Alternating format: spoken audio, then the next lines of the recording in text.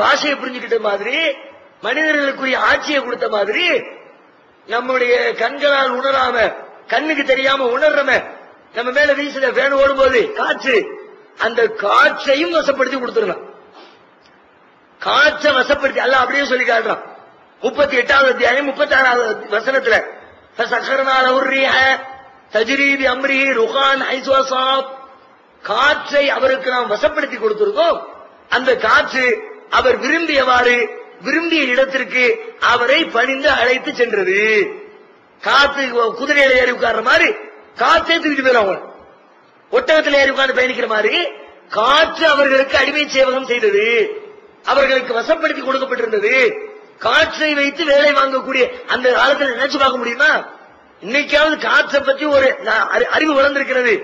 அது மாதிரி பல்லாயிரம் வருஷத்துக்கு முந்தைய காற்றை பற்றி எந்த அறிவும் இல்லாத காலத்துல காற்றை பற்றி ஒரு செய்தியை அல்லாஹ் வசப்படுத்தி சுலைமான் நபிக்கு கொடுத்ததா சொல்றான். இன்னும் சொல்றான் 21வது அத்தியாயம் 81வது வசனத்துல சொல்றான், வலி சுலைமான ரீஹ ஆசிபத்தன் தஜ்ரீபி அம்ரிஹி இலல் அர்தில்லதி பாரக்னா ஃபீஹா, சுலைமானுக்கு வீசி அடிக்கக்கூடிய காற்றை அவருக்கு நாம் வசப்படுத்தி கொடுத்திருந்தோம். அது அவருடைய கட்டளையின்படி நாம் அருள் செய்த பூமிக்கு அவரை எடுத்து சென்றது. காத்தே தூக்கிட்டு போகுது. எப்படி இருக்கு? எவ்வளவு சொகுசாருமா காத்து ஏறி உட்கார்ந்து பிளைட்ல நின்ன மாதிரி காத்து எல்லா பக்கமும் தான் இருக்குதா. ஆர்டர் போட்டா அடுத்த பில்டிங் ஏறுறது இறங்குறது லிப்ட் அந்த தேய்ச்சே இல்ல. அங்க உட்கார்ந்து இருக்கிறோமா, அப்படி மெட்ராஸ் போகணும், மதுரை போகணும், காத்து கொண்டு போய் விட்டுரும். திருநெல்வேலி போகணும், கொண்டு போய் விட்டுரும். அமெரிக்கா, ஜப்பான், ரஷ்யா, துருக்கி, எங்க வேணாலும் போ. எவ்வளவு சுகமான வாழ்க்கை, எவ்வளவு அற்புதமான வாழ்க்கை. கேட்கறதுக்கு கதை மாதிரி தான் இருக்கு. என்ன கதைகள்ல காத்து தூக்கிட்டு போற மாதிரி கதை எழுதுறாங்களா இல்லையா? இன்னைக்கும் கதை எழுதுறாங்க. அப்படியே காற்றில் பயணித்தார், காற்று சினிமால எல்லாம் காட்டுறாங்க. அப்படியே காத்தே தூக்கிட்டு போற மாதிரி எல்லாம் காட்டுறாங்க. இன்னைக்கு கூட ரொம்ப கஷ்டமா இருக்குது. ஆனால் நம்புவதற்குரிய அறிவியல் சான்றாக அதுக்குள்ள அல்ல ஒரு செய்தியை சொல்லலாம். எப்படி அப்படின்னா, அந்த காற்றை பற்றி உண்டான பல்வேறு அறிவியல் தகவல்கள், காற்றை பற்றி மட்டும் இல்ல, அளவு, நிறுவ, எடை, இது சம்பந்தமாகவெல்லாம் அந்த காலத்திலே இல்லாத அறிவியல் கருத்தை திருமறை குர்ஆன் வழியாக அல்லாஹ் நமக்கு சொல்லித் தருகிறான். என்ன அப்படின்னா, இன்னைக்கு அளக்கிறான், எல்லாத்தையும் மனுஷன் அளக்கிறான். ஒவ்வொன்றை அளப்பதற்கு ஒவ்வொரு கருவிகள். நபிகள் நாயகம் காலத்திலே அளந்தாங்க. இடத்தை அளக்கிறதுக்கு, துணியை அளக்கிறதுக்கு, பொருள் அளக்கிறதுக்கு, திரவ பொருட்களை அளக்கிறதுக்கு, ஒண்ணுக்கும் ஒவ்வொரு அளவுகோல். அது மாதிரி அந்த அளவுகளுடைய வளர்ச்சியில முன்னேற்றத்துல மனுஷன் இன்னைக்கு எதையெல்லாம் அளக்கிறான்? உடல்ல இருக்கிற வலியை அளக்கிறாங்க. ஒருத்தர் ஓங்கி கம்பு வச்சு அடிக்கிறார், அடிச்ச உடனே வலிக்குங்கிறவ இந்த வலி எத்தனை கிலோங்கிறான். அதுக்கு ஒரு அளவுகோல் வச்சுக்கிட்டு எத்தனை லிட்டர், எத்தனை மீட்டர், எத்தனை கிலோமீட்டர், அது மாதிரி ஓங்கி வச்சு அடிச்ச உடனே சுள்ளுன்னு குடிக்கிறமா. அவன் கருவி கிரிவலம் வச்சு பார்த்துட்டு, உனக்கு 43.38 டால் அப்படிங்கிறான். டால் அப்படிங்கிற அளவுகோலை வச்சு வலி அளக்கிறான். அதே மாதிரி காற்றை அளக்கிறார்கள், காற்றின் வேகத்தை. காற்று மின்சாரம் எடுக்கிறாங்க. கன்னியாகுமரி மாவட்டத்துக்கு போனீங்கன்னா தெரியும், பெரிய பெரிய காத்தாலையா சுத்திக்கிட்டே இருக்கும். ஆரல் வாய் மொழி பெரிய பெரிய காத்தால வச்சிருக்காங்க. என்ன காத்து? காத்தினுடைய வேகத்தை கணிச்சு அதுல அப்படியே காத்துல சுத்த விட்டு, அது சுத்துறதுல இருந்து கரண்ட் தயாரிக்கக்கூடிய டெக்னாலஜி எல்லாம் மனிதன் கண்டுபிடித்திருக்கிறான். அன்றைக்கு அது தெரியாது.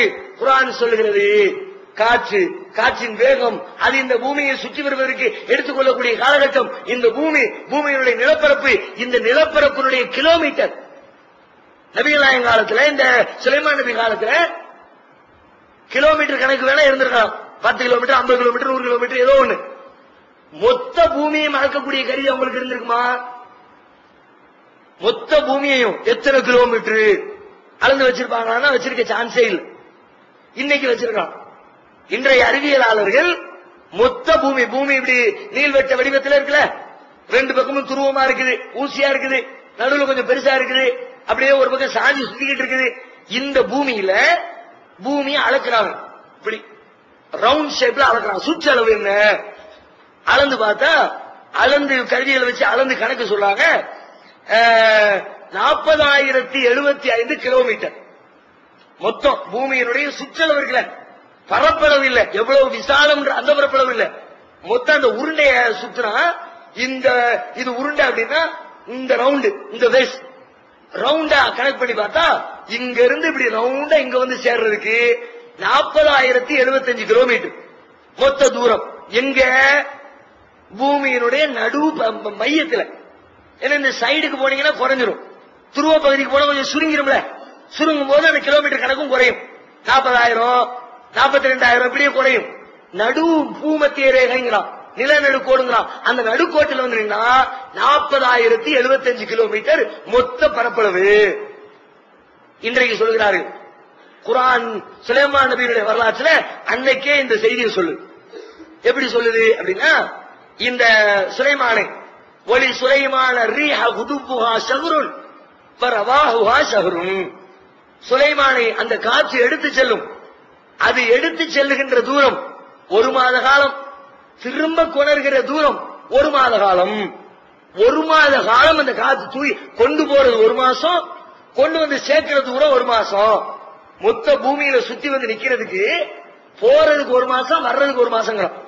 அப்ப இங்க இருந்து திரும்ப போயிட்டு திரும்ப வந்து சேர்றதுக்கு, இங்க இருந்து போய் இங்க ஆரம்பிச்சு இங்க வந்து திரும்ப இங்க வந்து சேரணும்னா இங்க வந்து நேர கீழே வர 1 மாசம், இங்க இருந்து திரும்ப மேல வந்து நிக்கிறதுக்கு 1 மாசம், 2 மாச கால டைம் எடுக்கும் அப்படிங்கிறாங்க.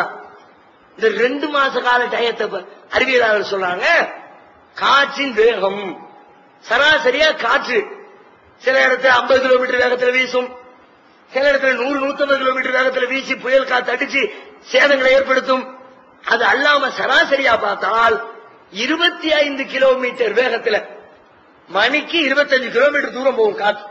சராசரியா எல்லா இடத்துலயும் பொதுவா கூடும் குறையும், சராசரி கணக்குப்படி 25 கிலோமீட்டர் தூரத்துல போகும். சராசரியா 25 கிலோமீட்டர் தூரத்துல போனா இந்த 47,000 40 48 கொஞ்சம் முன்ன பின்ன வித்தியாசம் இருக்கிற அந்த சுற்றளவை சுத்தி முடிக்கிறதுக்கு எடுத்துக்கொள்ளக்கூடிய கால டைம் 2 மாசம். சராசரியா 25 கிலோமீட்டர் தூரத்துல போனா பூமியை சுத்தி திரும்ப வந்து நிக்கிறதுக்கு 2 மாசம் டைம் எடுக்குது. இப்ப இங்க இருக்கிற இந்த காத்து உலகத்தை சுத்தி மீண்டும் இந்த இடத்துல வந்து நிக்கிறதுக்கு 2 மாசம் டைம்.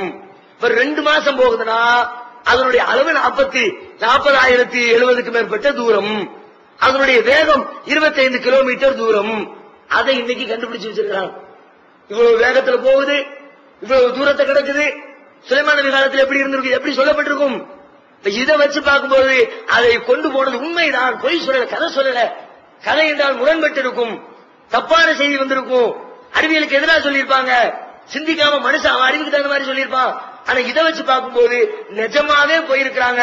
அதுங்க போய்தான் இவ்வளவு துல்லியமா பூமியினுடைய பரப்பளவை சுற்றளவை சொல்ல முடிகிறது, இவ்வளவு துல்லியமாக காற்றினுடைய வேகத்தை சொல்ல முடிகிறது, காற்று இந்த பூமியை சுற்றி வரக்கூடிய கால அளவை சொல்ல முடிகிறது.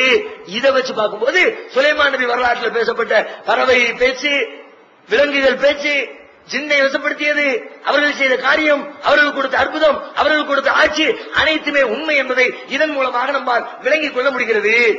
சுலைமான் நபி வரலாறு. அதே மாதிரி பார்த்தா இன்னொரு வரலாறு மூசா நபியுடைய வரலாறு. குர்ஆன்ல அதிகமா பேசப்பட்ட வரலாறுல மூசா நபியுடைய வரலாறு முதலிடத்துல இருக்குது. மூசா நபியை பத்தி அல்லாஹ் நிறைய இடத்துல சொல்றான்.